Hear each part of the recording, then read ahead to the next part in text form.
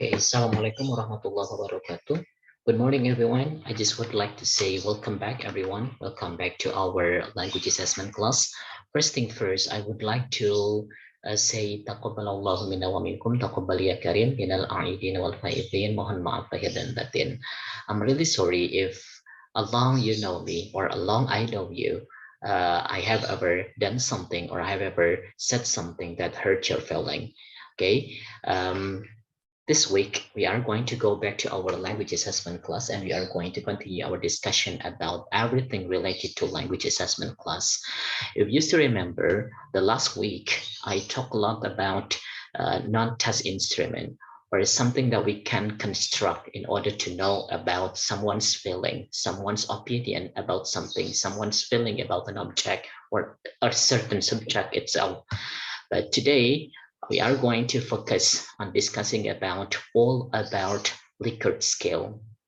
First of all, before we talk a lot about Likert scale, I just need to make sure that, okay, and I just need to emphasize here that the way to pronounce the word Likert is Likert, not even Likert. I have already checked in some dictionaries and I found out that there is only one way to pronounce this word, Likert scale. Okay, let's go to the next slide. What is Likert scale? Okay, what is Likert scale?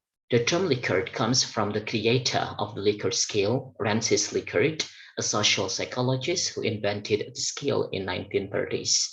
As I have ever told you before in the previous video, that somehow a name of a certain terminologist is taken from the founder, from the founder of the terminologies itself. It also happened to the Likert scale here because the founder of the Likert scale is Francis Likert, so it is called Likert scale.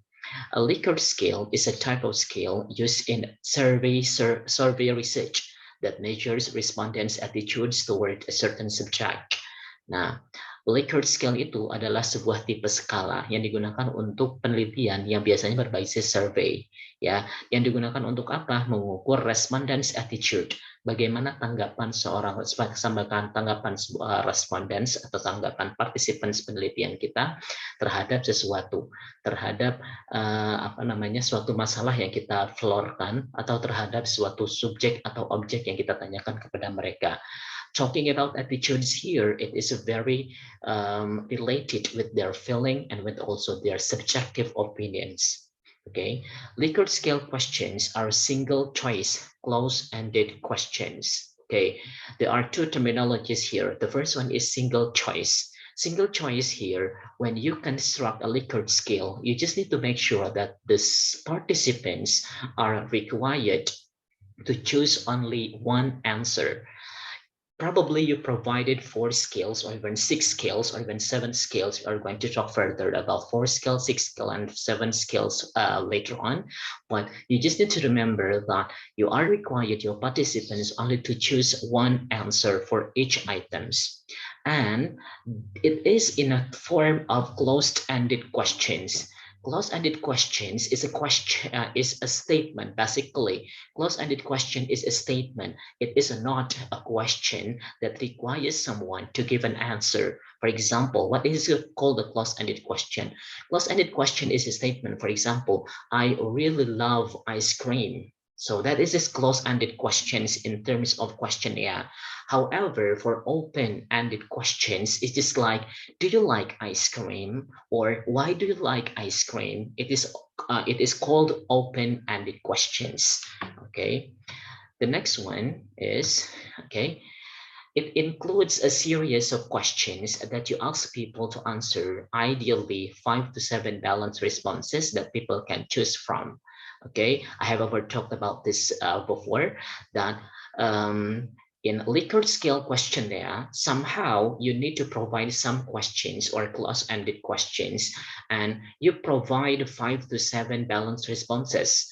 5 to 7 balanced responses here depends on what kind of, okay, depends on what kind of types of Likert scale that you are going to use, whether it is in terms of frequency, whether it is in terms of agreement or disagreement, or it is in terms of likelihood, okay? The primary benefit of using a Likert scale that it provides more granular information on people's attitudes towards the subject than a simple yes or no question type. Jadi, kalau kita menggunakan Likert Scale, kita akan benar-benar bisa mengukur dengan berbagai macam tipe. Dengan berbagai kita bisa mendapatkan data yang lebih beragam dibandingkan yes or no question. For example, if the question is do you like ice cream and the choices is yes or no, misalnya, maka kita hanya akan punya dua data, yaitu adalah yes dengan no. Probably 15 students say yes, the other 15 students say no, misalnya sebagai contoh. Tapi kalau menggunakan Likert Scale dengan skala yang 5 to 7 balanced responses, 5 sampai 7 balanced responses, or probably the lowest one is 4 balanced responses, maka kita bisa membuat datanya lebih luas lagi. Misalnya begini, I really love watching movies, misalnya. Maka akan ada kalimat agree, disagree, strongly agree, and strongly disagree. However, the word agree and strongly agree, it has a very different calculation. Jadi kata agree dengan strongly agree itu punya nilai yang berbeda.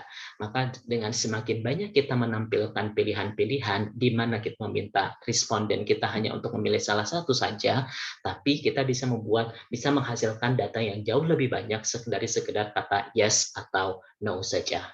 Okay. Next one is, this is some examples of things to measure, as I have ever told you before. Jadi ada beberapa cara atau ada beberapa pernyataan-pernyataan yang bisa kita ukur dengan menggunakan Likert Scale. Kita bisa menggunakan skala agreement, strongly agree to strongly disagree, or frequency from often to never, or quality from very good to very bad, likelihood from definitely to never, or importance from very important to unimportant. Probably the question is, kapan saya menggunakan agreement, kapan saya menggunakan frequency, kapan saya menggunakan quality, dan seterusnya. The answer of this question is in yourself as a researcher. It depends on you. Otomatis pada saat kamu membuat sebuah pernyataan dan kamu ingin mengukur apakah dia setuju atau tidak setuju, ataukah dia merasa penting atau tidak penting dengan kalimat yang saya pendapat dia menurut pendapat dia kalimat ini penting atau tidak penting, pernyataan ini penting atau tidak penting, ataukah dia mau ataukah kamu ingin mengetahui apakah kualitas jasa yang saya berikan atau kualitas barang yang saya jual ke dia itu bagus atau tidak bagus. Itu semua tergantung Anda yang membuat kuesioner itu sendiri, Anda yang membuat Likert Scale itu sendiri. Apakah Anda mau menggunakan skala agreement, or frequency, or quality, or likelihood, or even importance. Okay. Next one is, this is the examples. Just take a look at this. Chocolate ice cream is delicious. Chocolate ice cream is satisfying, and chocolate ice cream is indulgent. Okay. Strongly disagree, neither agree nor disagree, agree and strongly agree. This is the level of agreement with each statement. Chocolate ice cream is delicious. Kalau misalnya jawabannya cuma yes atau no, maka cuma hanya tidak akan beragam. Kita tidak akan bisa mengukur ada berapa orang yang benar-benar setuju dengan ada berapa orang yang setuju saja, karena levelnya pada saat kita leveling di sini, pada saat nanti kita akan menilai, we can say that strongly agree is 1, disagree is 2, neither agree or nor disagree is 3, agree is 4, strongly agree is 5. Maka kita akan bisa mengukur bahwa agree itu memiliki nilai yang lebih kecil dibandingkan strongly agree, and vice versa. Disagree memiliki nilai yang lebih besar dibandingkan strongly disagree. And take a look at this. Chocolate ice cream is delicious. Chocolate ice cream is satisfying, and chocolate ice cream is indulgent. Kalau kita lihat dari sini semuanya, this is in a form of statement. It is not a question. That's why this one is called closed-ended question. Quite confusing, right? It is called question, tapi ternyata ini dalam bentuk statement. Kenapa dikatakan sebagai close-ended question? Karena tujuan dari memberikan questionnaire itu kan kita ingin melihat tanggapan dari responden kita terhadap masalah yang kita pelorkan ke mereka. Jadi it is like we have a question and we want them to answer. Maka disebut close-ended questions. Walaupun phrase yang digunakan adalah close-ended question, tapi lebih sederhananya lagi yang perlu teman-teman garis bawahi di sini adalah yang namanya questionnaire, most of them is in a form of statement. Kalau kita mau menggunakan Likert Scale. Tapi kalau kita mau menggunakan skala yang menggunakan yang jawabannya adalah yes or no, itu Gottman Scale disebutnya, maka kita akan menggunakan open-ended question. Ya, sebuah pertanyaan terbuka, yes atau no jawabannya. Kalau ini kan semuanya pernyataan. Oke, karena apa? Karena kita hanya ingin mengukur apakah mereka strongly disagree atau mungkin strongly agree with the statement that we forward to them. Oke. Berikutnya, this is the other examples. Ya, lecturers are usually dominated with monologue without revealing the application of what is being taught. Sampai yang terakhir, I would like to attend small group teaching session owing to the opportunity of more interaction and liveliness of the environment. Just take a look at this. I have ever told you before, ada strongly disagree, disagree, and this one and neutral. And then this one agree, and this one strongly agree. Just take a look at this. Semuanya diawali dengan angka yang paling kecil terlebih dahulu sampai angka yang paling terbesar yaitu adalah 5. Jadi kalau misalnya kita lagi-lagi saya jelaskan di sini, kalau kita menggunakan skala seperti ini, Likert Scale, maka kita akan bisa menerjemahkan data dengan cara yang sangat beragam.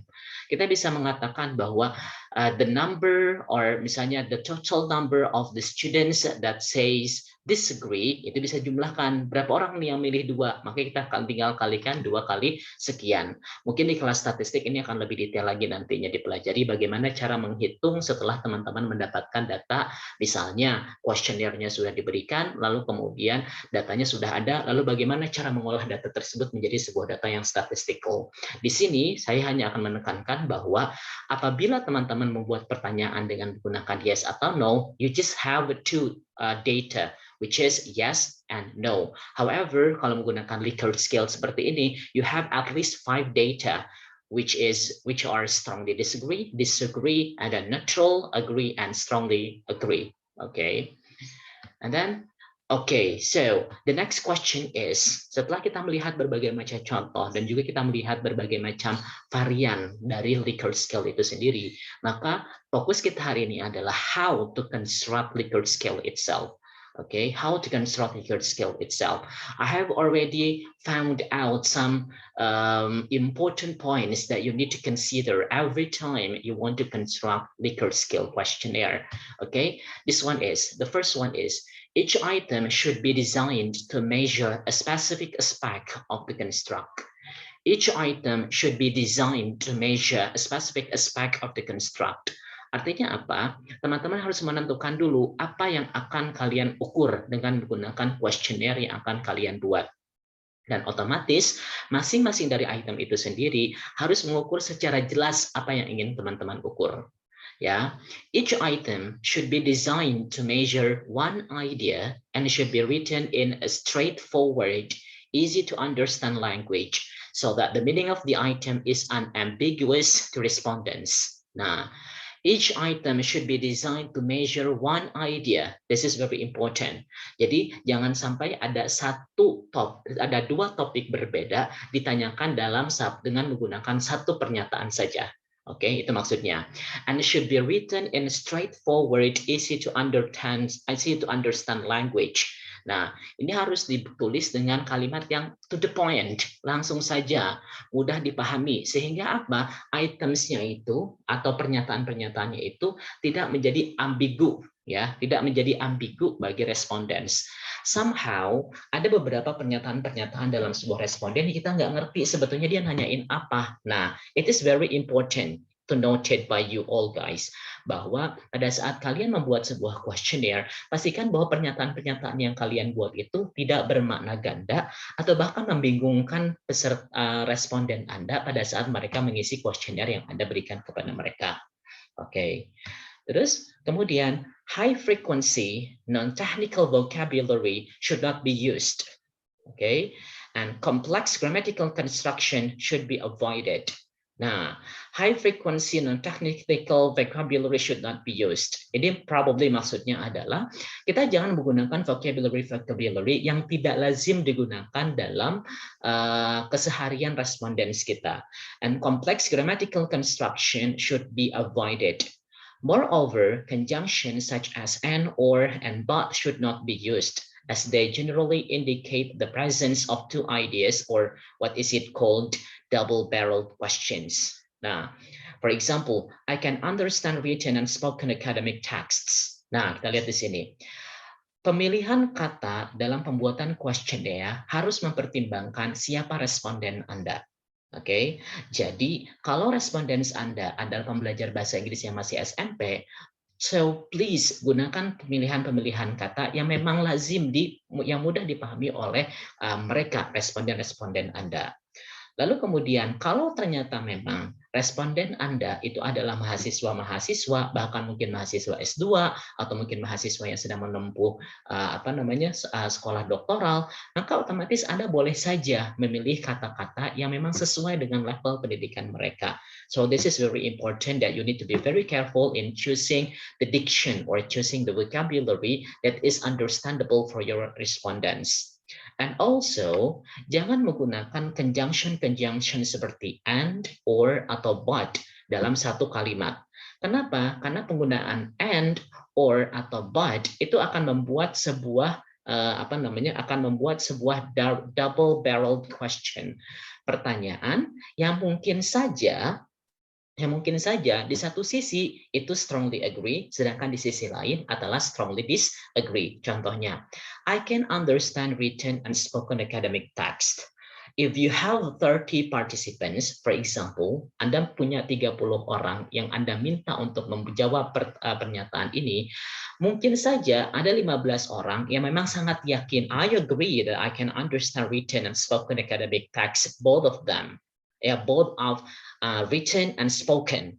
Tapi mungkin saja ada 15 sisanya yang cuma mengerti salah satu. Dia mungkin mengerti written, tapi dia bisa tidak mengerti spoken, or vice versa, dia mengerti spoken, tapi dia tidak mengerti written. And it is somehow quite confusing for the respondent to answer these types of open and these types of close-ended question.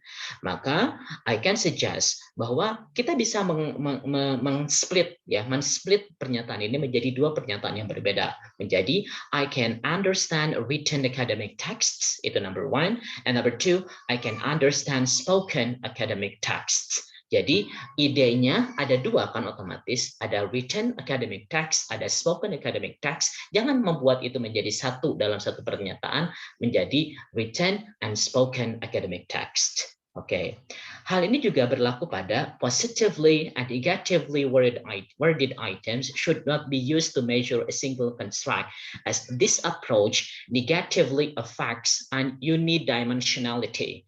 Nah, kalau yang tadi itu adalah ada dua ide yang kita bentuk menjadi satu kalimat utuh dan kita simpan dalam satu pernyataan. Kalau yang ini ada positively and negatively worded items. Jadi ada kalimat positif dan ada kalimat negatif yang kita simpan menjadi satu kalimat yang sama gitu loh.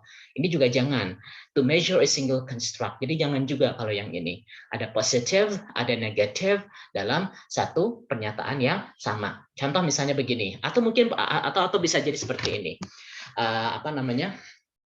Misalnya begini, music is the best way for me to refresh my mind. For example, music is the best way to refresh my mind. Itu kan positive way. Terus nomor duanya, lalu ada kalimat music is not the best way to refresh my mind. Kan membingungkan. Di kalimat satu kamu bilang music is the best way, di kalimat kedua music is not the best way. Maka otomatis jawabannya tuh akan sama gitu loh. Dan itu tapi kalau seandainya respondensnya tidak hati-hati, maka mereka akan terjebak dengan pernyataan-pernyataan seperti ini. Jadi intinya tong ngagawekeun responden. Jadi nggak usah yang namanya tiba-tiba saya pengen ngeprank responden nih, pernyataan ini positif, pernyataan ini negatif, padahal idenya sama. Tidak perlu seperti itu, ya. Oke. When possible, the item should be written in a language that respondents understand well or that is their native language. Nah, ini juga sangat penting. Probably when you are interested to get the data for your research through questionnaire, mungkin bisa dipertimbangkan untuk menggunakan questionnaire atau membuat questionnaire dalam bahasa Indonesia kalau memang responden Anda itu adalah bahasa Indonesia. Kenapa? No matter how expert your respondents are in English, somehow the questionnaire or the statement written in English is somehow can be double meaning, can have double meaning. Jadi untuk menghindari kesalahpahaman dalam responden memahami ya, maksud yang Anda tuliskan dalam bahasa Inggris, maka akan sangat disarankan sekali apabila responden Anda seringnya menggunakan bahasa Indonesia, maka Anda memberikan kuesioner yang ditulis dalam bahasa Indonesia. Oke. Terus berikutnya adalah 4 points are desirable for young respondents and for respondents with low motivation to complete the questionnaire because 4-point scales are easy to understand and they require less effort to answer. Di bagian awal, saya menyinggung ada 5 to 7 balanced responses. Tapi di sini ada disarankan berdasarkan jurnal yang saya baca, 4 points are desirable for young respondents. Kalau memang nanti responden Anda adalah anak-anak TK, for example, atau mungkin anak-anak SD, janganlah membuat questionnaire dengan pilihan respons yang terlalu banyak. Tapi buatlah dengan pilihan respon, misalnya setuju, tidak setuju, misalnya sangat tidak setuju, setuju, sangat setuju. Cukup itu saja. Karena semakin banyak pilihan bagi mereka, itu akan semakin memusingkan. Mereka tidak akan mudah untuk mengklasifikasikan how can I make a difference between sangat setuju dan setuju saja misalnya. Atau mungkin kita melihat juga kalau seandainya memang kadang-kadang ya anak-anak itu kan tingkat konsentrasinya mereka itu cuma sedikit. Maka otomatis motivation mereka to complete the questionnaire pun akan tidak terlalu high. Maka ini yang harus menjadi pertimbangan. 4 scales, ya, 4-point scales are easy to understand. Itu lebih mudah dipahami, and also they require less effort to answer. Mereka itu mudah untuk dikerjakan, gitu kan? However, when possible, 6-point scale should be used as they permit the possibility of increased measurement precision. Akan tetapi, kalau memang level respondents Anda itu adalah respondents yang Anda rasa sudah terbiasa memberikan mengisi questionnaire, yaitu seperti misalnya university students, mungkin Anda bisa menggunakan 6-point scales. Ya, 6-point scales. Nah, kenapa saya menggunakan istilah 6-point scales? Nah, di sini. Ini adalah 6-point scales yang saya ambil dari jurnal yang saya baca. Strongly agree, strongly disagree, disagree, slightly agree, agree, and strongly agree. Nah, di sini adalah menggunakan 6 scale untuk agreement and disagreement or disagreement. Di sini harusnya ada neutral. Kalau misalnya kita menggunakan 7 scales, maka di sini ada kata neutral di antara 3 dan 4. Ya, di antara 3 dan 4 itu ada neutral. Ya, jadi nomor 4-nya itu adalah neutral. Tapi berdasarkan jurnal yang saya baca, neutral category is suggested not to be used since a researcher should only include items on the questionnaire that the respondent can answer. Jadi kita benar-benar memaksa responden kita untuk menentukan pilihan apakah mereka memang agree or even disagree. Jadi kita tidak meminta mereka untuk berada dalam posisi yang ya saya netral-netral aja. Karena apa? Karena dalam bentuk statistik pun ya as far as I concern and based on my reading, maka pada saat nilai neutral itu susah diterjemahkan dalam ilmu statistik. Ya, jadi kita bisa menggunakan point 4 or point 7. Kita bisa menggunakan point 4 or point 6. Kita bisa menggunakan 4 scales or 6 scales tanpa kita menggunakan neutral di tengah-tengahnya. Gitu ya. Okay. The next one. Okay, what do I still have? Yeah, okay. This is the source that I used. Yeah, this is the source that I used to make this PowerPoint. Okay, thank you very much. Assalamualaikum warahmatullahi wabarakatuh.